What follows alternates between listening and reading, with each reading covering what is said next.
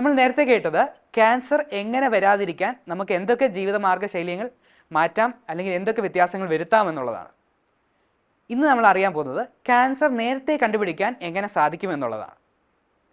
Cancer നേരത്തെ കണ്ടുപിടിക്കാൻ വേണ്ടി ഉള്ള ഉപാധിയാണ് സ്ക്രീനിങ്. അത് എല്ലാ ക്യാൻസറും നമുക്ക് നേരത്തെ കണ്ടുപിടിക്കാൻ സാധിക്കുന്നതല്ല. എന്നാൽ ചില ക്യാൻസറുകൾക്ക് നമ്മൾ സ്ക്രീനിങ്ങിലൂടെ നേരത്തെ കണ്ടുപിടിക്കാൻ സാധിക്കുകയും അതുകൊണ്ട് പ്രയോജനമുണ്ട് എന്നുള്ളത് കണ്ടുപിടിച്ചിരിക്കുന്നതും പഠനങ്ങളാൽ തെളിയിച്ചതുമാണ്. അതിൽ ഏറ്റവും പ്രധാനമായിട്ടുള്ളത് ബ്രസ്റ്റ് ക്യാൻസറാണ്, സ്തനാർബുദം. സ്തനാർബുദം നമുക്ക് എങ്ങനെ നേരത്തെ കണ്ടുപിടിക്കാം? സ്തനാർബുദം കണ്ടുപിടിക്കുന്നതിൽ അല്ലെങ്കിൽ അറിയുന്നതിന് ഏറ്റവും പ്രധാനമായിട്ട് വേണ്ടത് സെൽഫ് ബ്രസ്റ്റ് അവെയർനെസ്. അതായത് ഓരോ സ്ത്രീയും അവരുടെ മാറിനെക്കുറിച്ച് അവെയർ ആയിരിക്കുക, അതിലെ ഓരോ ചെറിയ വ്യത്യാസങ്ങളും മനസ്സിലാക്കാൻ സാധിക്കുക എന്നുള്ളതാണ് സെൽഫ് ബ്രസ്റ്റ് അവെയർനെസ്.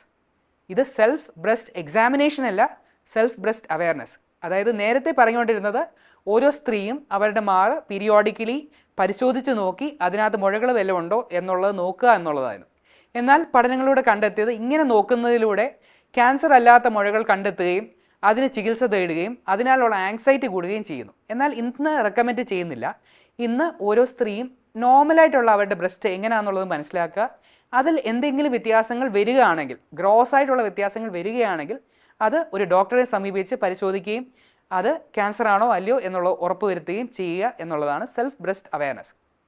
രണ്ടാമതായിട്ടുള്ള ഉപാധിയാണ് മാമോഗ്രാം സ്ക്രീനിങ്. മാമോഗ്രാം എന്ന് വെച്ചാൽ മാറിൻ്റെ എക്സ്റേ എടുക്കുക എന്നുള്ളതാണ്.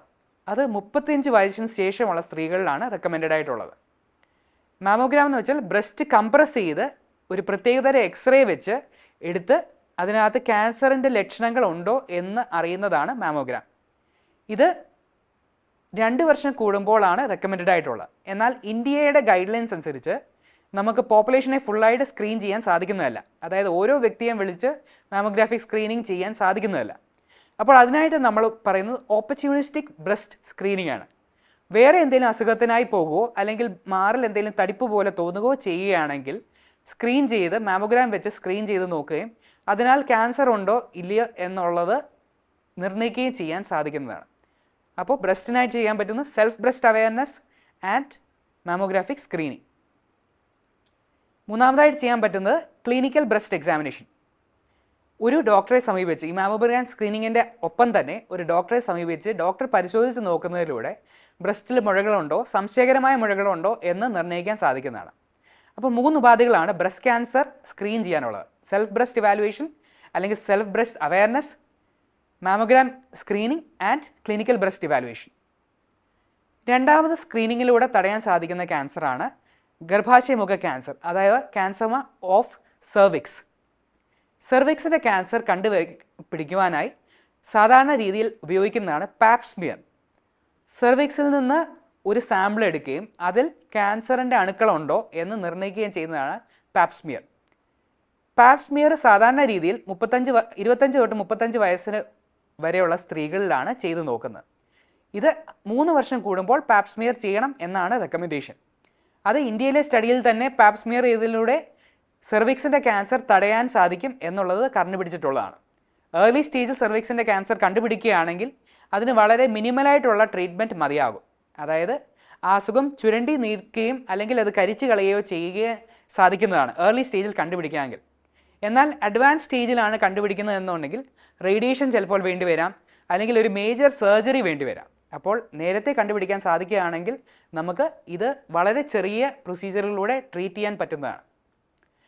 രണ്ടാമതുള്ള ഉപാധിയാണ് HPV testing, human papilloma virus testing. അതെന്ന് പറഞ്ഞാൽ നമ്മുടെ ഈ പാപ്പ് സ്മിയർ എടുക്കുന്ന പോലെ തന്നെ ഗർഭാശയ മുഖത്തിൽ നിന്ന് ഒരു സാമ്പിൾ എടുക്കുകയും അതിൽ ടെസ്റ്റിംഗ്, മോളിക്കുലാർ ടെസ്റ്റിംഗ് ചെയ്യാൻ സാധിക്കുന്നതാണ്. അങ്ങനെ ചെയ്യുന്നതിലൂടെ നമുക്ക് HPV ഇൻഫെക്ഷൻ ഉണ്ടോ എന്ന് കണ്ടുപിടിക്കാനും ഹൈ റിസ്ക് HPV ഇൻഫെക്ഷൻ ഉണ്ടെങ്കിൽ അത് നമുക്ക് ക്യാൻസർ ഉണ്ടാകാനുള്ള സാധ്യതയായി കണക്കാക്കുകയും ചെയ്യാൻ സാധിക്കുന്നതാണ്. അപ്പോൾ ഹ്യൂമൻ പാപ്പിലോമ വൈറസ് ടെസ്റ്റിംഗ് 5 വർഷത്തിലൊരിക്കലാണ് റെക്കമെൻഡഡ് ആയിട്ടുള്ളത്. അപ്പോൾ ഗർഭാശയമുഖ ക്യാൻസറിന് സ്ക്രീനിങ് ആയിട്ട് ഒന്ന് HPV ടെസ്റ്റിംഗ്, രണ്ടാമത് പാപ്പ് സ്മിയർ. അതിനോടൊപ്പം തന്നെ ഈ പാപ്പ് സ്മിയർ HPV ടെസ്റ്റിംഗ് ചെയ്യുന്നതിനും കൂടെ കോൾപോസ്കോപ്പി എന്ന് പറഞ്ഞാൽ എക്സാമിനേഷൻ ചെയ്യാൻ സാധിക്കുന്നതാണ്. അത് ഗൈനക്കോളജിസ്റ്റ് ആണ് ചെയ്യുന്നത്. ഗർഭാശയമുഖം പരിശോധിക്കുകയും ഒരു പ്രത്യേക ഫിൽറ്റർ ഇട്ട് ലൈറ്റ് അടിച്ച് നോക്കുകയും അതിൽ ക്യാൻസറിന് അംശങ്ങളുണ്ടോ അല്ലെങ്കിൽ ക്യാൻസർ ഉണ്ടാകാൻ സാധ്യതയുള്ള ഏരിയ ഉണ്ടോ എന്ന് നോക്കുകയും അവിടെ നിന്ന് ബയോപ്സി എടുക്കുകയും ചെയ്യാൻ സാധിക്കുന്നതാണ്.